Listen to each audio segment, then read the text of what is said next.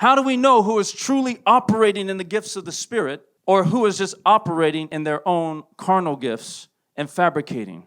This is a great debate, but it need not be confusing to us because the Lord spells it out perfectly in His Word. He says, you will know them by their fruits. You will know the false prophets. You will know the false teachers. You will know these false individuals by their fruits.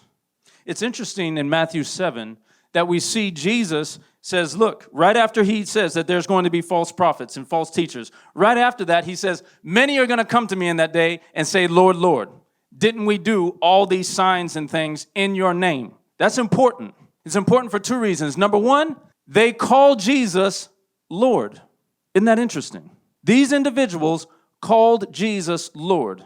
They're saying things in that name and confessing him to be Lord.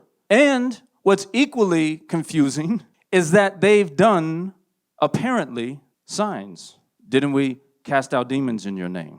Didn't we do many miracles and signs in your name? And yet, Jesus looks at them without hesitation and says, depart from me, I never knew you.